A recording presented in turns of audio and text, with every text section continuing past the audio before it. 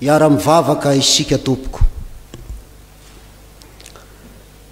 Manolotra ny saotra ny dera ny laza voninahitra ho anao zahay. Ry Andriamanitra rainay tsara indrindro. Fandriamanitra mampaharitra ny famondramponao aminay mpanota ianao. To mandrakariva ny teninao fa fitiavana mandrakizay no itiavanao anay. Ary zany no ampaharetanao aminay ny famondramponao. Na ho didiny mpahavalo maro isanandro ny fiainanay, dia tsy mamela anay ho irery ianao. Tsapanay koa izany ankehitriny, raha afaka manatrika anao ato amin'ity tempolo masinao ity zahay, amin'ity maraina ity. Rehefa novanginy ny tebiteby, ny tahotra, ny orooro, ny amin'ny rivodoza.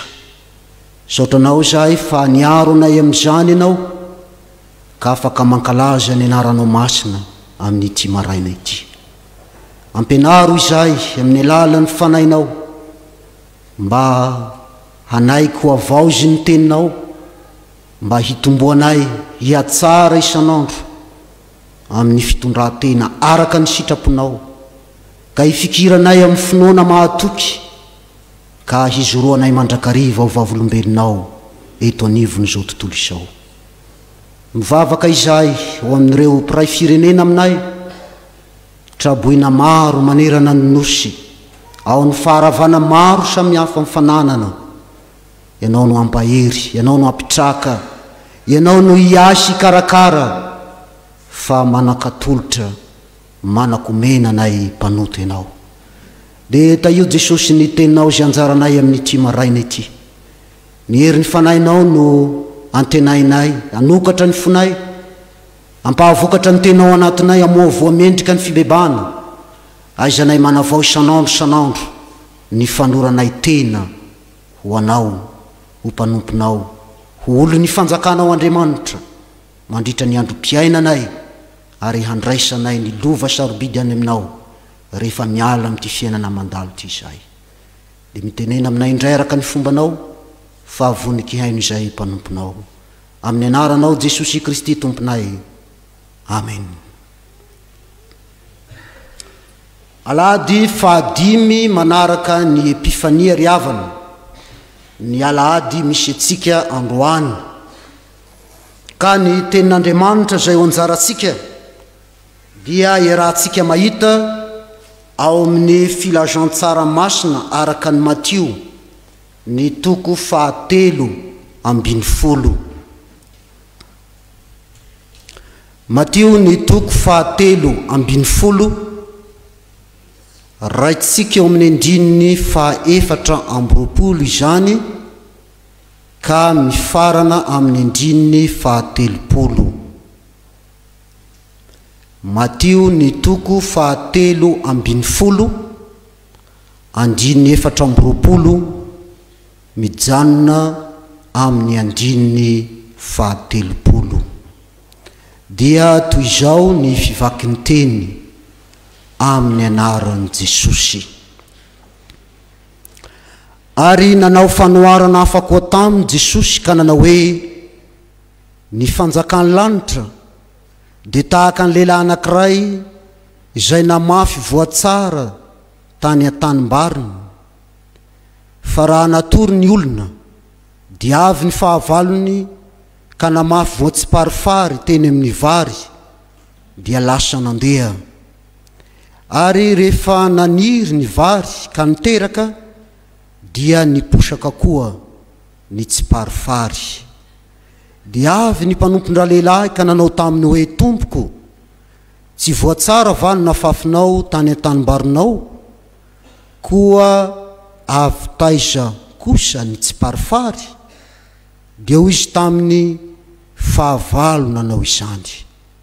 Ary ny mpanompo nanao taminy hoe, koa tianao va handehananay hanongotra sy hanangona azy? Fa hoy izy, tsia, fandrao raha manongotra ny tsiparifary ianareo, dia hongotanareo miaraka aminy koa ny vary. Aoka ihany ara-maniry izy roroa, ambara-piavy ny fararano, ary amin'ny fararano dia ho lazaiko amin'ny mpinjinja hoe angony aloha ny tsy parifary ka ataovy amboarany mba hodorana fa ny vary dia taomy ho any an-tsopotra. Ray masino manamasinanay amin'ny fahamarinana, ny teninao no fahamarinana. Amen.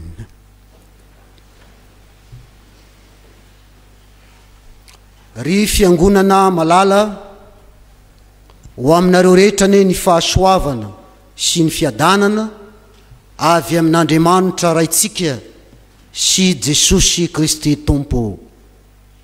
Amen. Ny tenin'Andriamanitra anjaratsika amin'ity maraina ity ry havana dia anankiray amin'ireo fanoarana 7 nataon'i Jesosy momba ny fanjakan'ny lanitra izay voarakitra ao amin'ny filazantsarany Matteo ny toko 7:12. Miara-manaiky ny mpandinika soratra masina fa ny hoe fanjakan'ny lanitra na fanjakan'Andriamanitra no foto-kevin-dehibe iraisan'ireo filazantsara 3 voalohany, na ny antsoina koa hoe filazantsara synoptika dia ny Matteo, ny Marka ary ny Lioka izany. Azo lazaina ho miavaka amin'ireny fanambarana ireny izay hita amin'ity filazantsara ny Matteo ity, izay nakana izao perikopa anjarasika izao, satria tsy lasaky ny 2:30 no iverimberena ny hovombolana hoe fanjakan'ny lanitra io manerana ity filazantsara voalohany ity. Tsy mora tamin'ny jiosy ry havana ny nandray, ny nanakatra, ny hevitra finosin'ireo afatra naintin'i Jesosy momba izany fanjakan'ny lanitra izany, satria feno hevidalina izany, feno zava-miafina izany. Ary indrindra no nanosika ny tompo hampiasa fomba fampitahakafatra manokana tamin'ny alalan'ny fanoarana araka izay aseho amin'izao tenin'Andriamanitra anjaratsika izao. Ny fanoarana dia toy ny sary manamora ny fahazoana ny hevitra sarotra sy lalina finosy ny fampianarana na ny toroteny naintin'i Jesosy. Ary ny fanoarana dia ny ainga mandrakariva avy tamin'ny zava-misy, ny kolotsaina nahazatra sy fahita ary ny aina ny mponina tany Palestina andavanandro tamin'izay fotoana izay, toy izay aseho amin'ity texte anjaratsika ity, toy izay resaina eto ny amin'ny tanimbary, ny amin'ny tany namafazana voa, ny amin'ny voa maniry ary ny zava-maniry namokatra. Raha toizatsika ny famakiana ity Matteo toko 7:12 ity ry havana, dia no azavain'i Jesosy eo amin'ny andininy 7:30 hatreo amin'ny andininy 3:70 ny hevitra finosiny ity perikopa anjaratsika ity. Koa tsy hiverenatsika intsony ny resaka izany, fa ny afatra izay hifampizaratsika, ny afatra izay fampahirezatsika kosa amin'ity maraina ity dia aravina amin'ny hoe miantso ny vahoaky ny fanjakany ho amin'ny fandinian-tena sy ny fibebahana Andriamanitra. Miantso ny vahoaky ny fanjakany ho amin'ny fandinian-tena sy ny fibebahana Andriamanitra. Azo ambara ry havana fa santatry ny fanjakan'ny lanitra ny fiainany mino na ny fiangonana kristianina.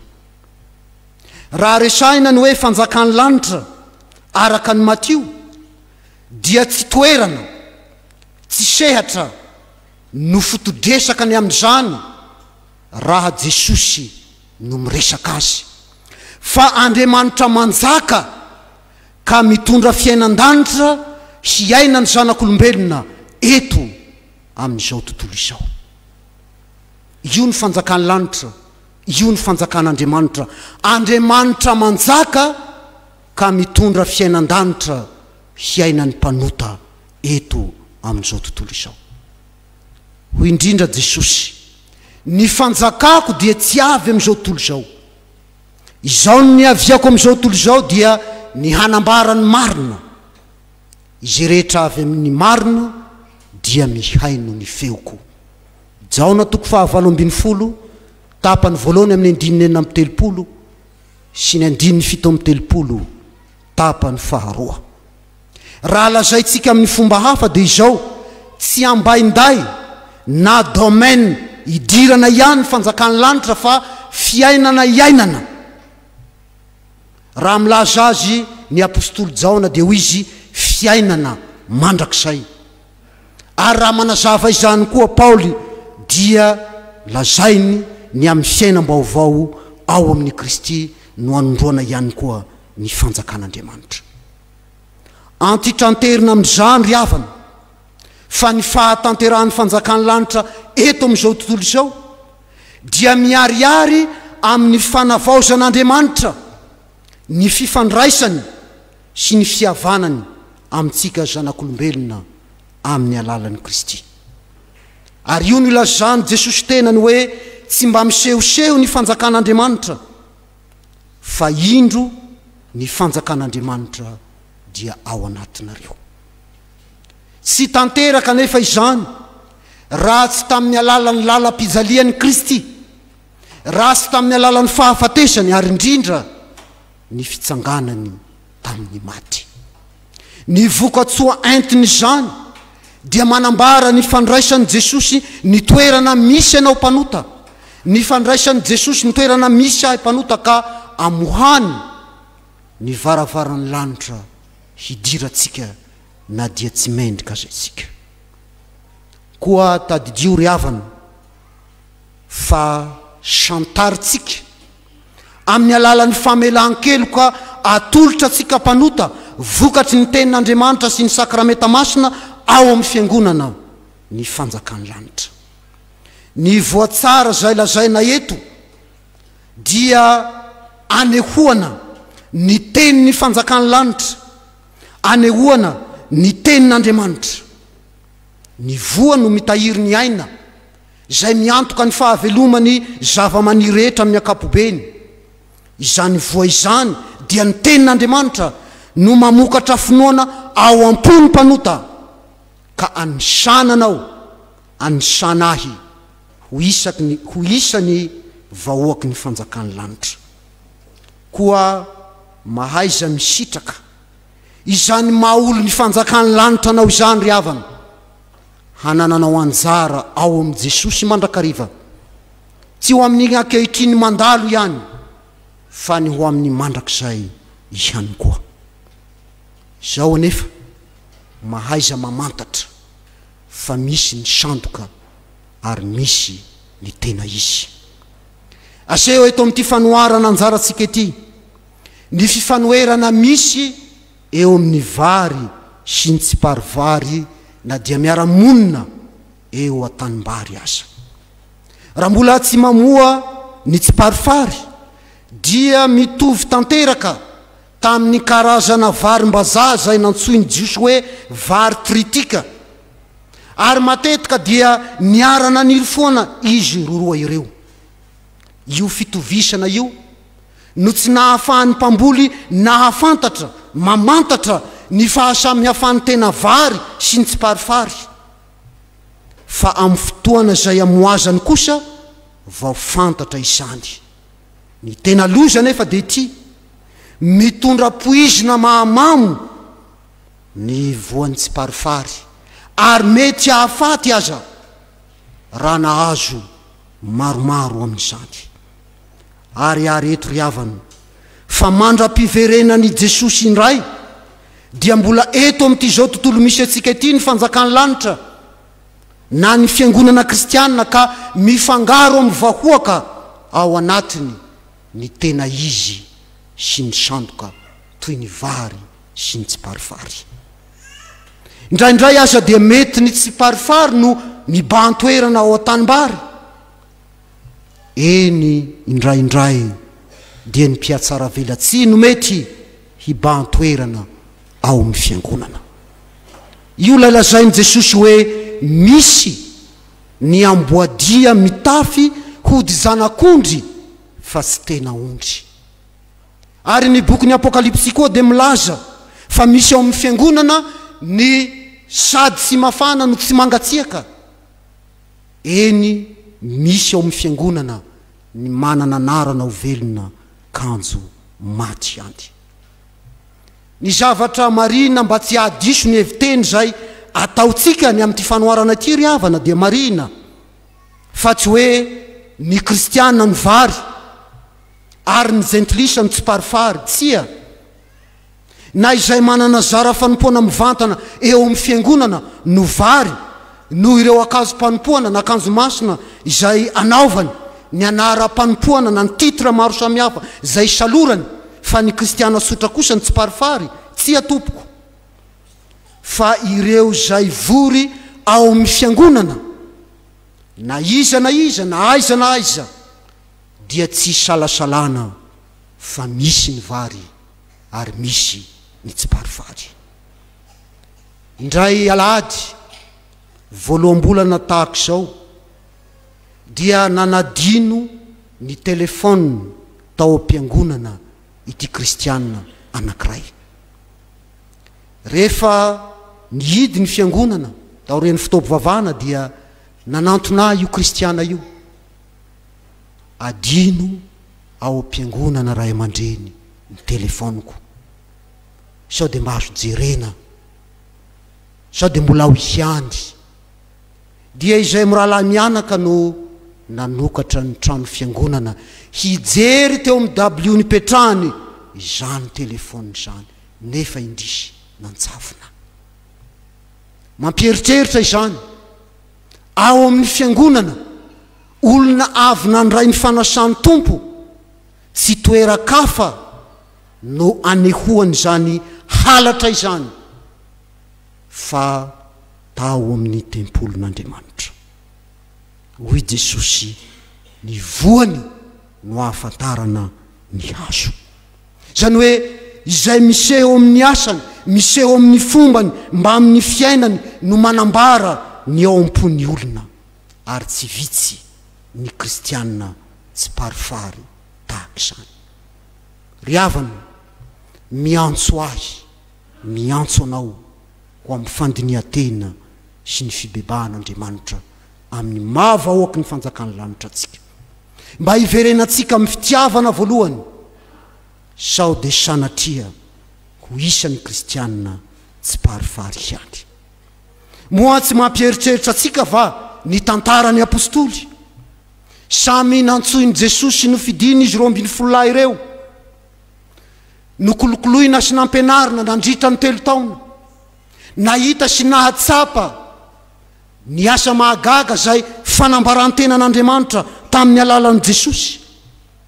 Niara ny hinana ny manta sy ny masaka tamin'ilay mpampianatra mora fanahy sady tsy miavina ampoindrindra, nefa indrisy nisy tsy parifary, nefa indrisy nisy sandoka, nefa indrisy nisy tsy nahatoky, dia Jodasy izany. Na dia napetraka teo amin'ny toerany mpitahiry volan'ny apôstoly aza Jodasy dia isany tsy parifary ihany.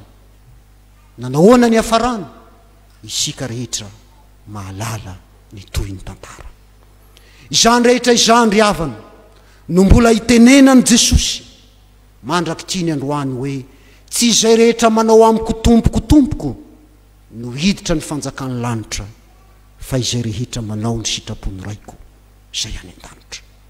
Mila mpanompo mahatoky miaina ny sitrapony amin'ny alalan'ny fankatoavana ny tenin'i Jesosy, fa izay maharitra amin'ny finoana mba mitoe-piainana araka an'Andriamanitra no hiditra ao amin'ny fanjakany lanitra, ka handova izany amin'ny fahafenoany tanteraka.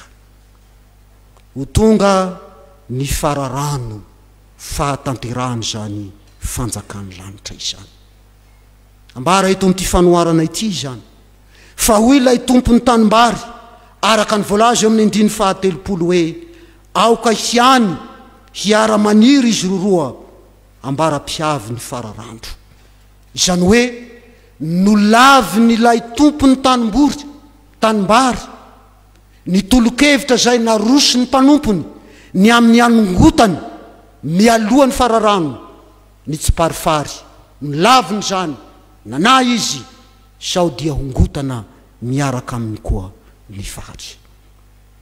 Tsy vitsy amintsika kristiana ry havana no vely-panontaniana indraindray rehefa mahita nitranga zavatra maro samihafa eo amin'ny fiarahamonina, eo amin'ny andavanandrom-piainantsika eny hatra ty ampiangonana aza ka miteny hoe nahoana no mbola velomin'Andriamanitra ihany ireo olon-dratsy, ireo mpanompo sampy, ny mpiatsara velatsihy mameno ny tanàna. Nahoana no toa mbola ambinina mitombo ka vao maika manimba ny tany izy reny. Nahoana no avela hangeza sy hanimba ny olon'Andriamanitra no ny ataony sy ny modely rasy zay asehony. Nahoana no tsy esorin'Andriamanitra na ongotan'Andriamanitra izy reny. Mety misy amintsika efa nametraka ny anankiray amin'ireny fanontaniana ireny ry havana. Zao ny tsarovy maro-po sady mpamindra fo lay Andriamanitra raitsika noho ny fitiavana. Ary zany lazany Jesosy fa mampiposaka ny masoandro ny amin'ny ratsy fanahy sy ny tsara fanahy, ary mampilasaka ny ranonorana amin'ny marina sy ny tsy marina Andriamanitra. Koa ny fotoana fahavelomana izay omeny Jesosy atsika mandra-piaviny ray dia fotoam-pialan'Andriamanitra nenina hanamboarany tsiparifary ho tonga vary, hanefeny ny sandoka mba ho tonga tena izy. Izany no antony amelan'Andriamanitra ny tsara fanahy sy ny ratsy fanahy, amelan'Andriamanitra ny marina sy ny tsy marina, amelan'Andriamanitra ny mino sy ny tsy mino, mbola iara-belona aloha, iara-miaina ambara-piavy ny fararano. Dia ilay fotoana hanavahan'Andriamanitra tanteraka amin'ny fahafenoany ny vary sy ny tsiparifary, hanavahan'Andriamanitra ny ondry sy ny osy, hanavahany ny mahatoky sy ny tsy mahatoky. Tsy misy zava-mahagaga tsy hain'Andriamanitra. Hain'Andriamanitra ry havana ny manova ny poizina ho otrikaina mahavelona, na manova ny tsiparifary ho tonga tena vary, dia ny manefy ny sandoka ho tena izy noho ny hery ny fanahy masina. Ka ho sambatra izy rehetra manaiky ho avaozina sy ho amboarin'Andriamanitra ho rotefeny amin'ny alalan'ny teniny, ka maharitra amin'ny fanoratena sy ny fijoroana ho vavolombelon'i Kristy. Jesosy Kristy sy ny azo fijaliany no anovan'Andriamanitra ny sandoka ho tena izy, anovan'Andriamanitra ny tsiparifary ho vary. Zany hoe izay miombo-piainana amin'ny Jesosy rery ihany no afaka handray fanavaozana sy fiainam-baovao, na dia tsy tanteraka aza ka mendrika ny ovahoaky ny fanjakan'ny lanitra na ny fanjakan'Andriamanitra. Koa maneke ry havana amboary ny tenin'Andriamanitra, maneke ho avaozy ny tenin'Andriamanitra zay toriana sy ambara aminao isam-potoana, ka miova amin'ny fanavaozana ny saina amantarantsika ny sitrapon'Andriamanitra dia zay tsara sady akasitrahana ny marina. Fa rehefa tonga ny fararano dia hiteny amiko sy aminao Jesosy ianao hoe avia ianareo zay tahiny raiko mandova ny fanjakana zay voavoatra ho anareo hatr'izay nanorenana izao tontolo izao. Indrisy ho maty antoka kosa ireo zay tsy manaiky amboarin'i Jesosy, ho maty antoka kosa ireo zay matoky tena, ireo zay manamary tena, izay manamafo mandrakariva, ka hitenenan'i Jesosy hoe miala amiko ianareo izay voaozina ho any amin'ny afo maharitra mandrakizay, izay voaozina ho an'ny devoly sy ny anjeliny. Rehefa malala isany eo amin'ny tompo, henoy ny afatra atolotra anao amin'ity marain'ity hoe miantso ny vahoaky ny fanjakany ho amin'ny fandinihan-tena sy ny fibebahana Andriamanitra. Izaho sy anao izany vahoaky ny fanjakany lanitra na olo ny fanjakan'Andriamanitra izany, no ny finoana lay asa-pamonjena sarobidy no tanterahin' Jesosy ho atsika teo amin'ny hazo fijaliana. Fa dio ny atoko-tena ry havana, ary azavariana amin'ny tsara sy manameloka ny hafa fa mahaiza kosa mandiny tena na mitoetra amin'ny finoanana tsia na mitoetra ho mahatoky amin'ny fanompoana tsia.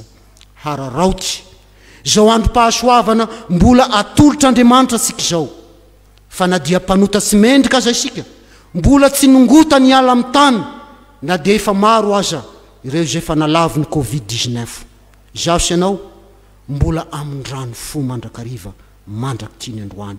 Tombon'androm-pahasoavana nomenanao, ary zao no lalam-pamonjena marina atolotry ny Tompo atsika ko amin'ny bebay ianareo, ka miverena aminoana ny fahotanareo mba ho avy zay andro famelombelomana avy amin'ny fanatrehan'ny Tompo, ary minoan' Jesosy Tompo dia ho vonjeny ianao sy ny ankonanao. Ny herin'ny fanahy masina ne samy asa mahery ao apotsika tsirairay, ka hanavao hatrany ny fanloratenantsika mba hitoeratsika ho mpanompo mahatoky amin'ny finoanan'i Jesosy. Voninahitra ho an'Andriamanitra zay fa azy hatramin'ny taloha indrindra aharitra mandrakizay. Raiso ny fitahiana. Ny fahasoavan'i Jesosy Kristy Tompo sy ny fitiavan'Andriamanitra ray ary ny firaisana amin'ny fanahy masina ho aminareo rehetra ne anio ka ho mandrakizay. Amen.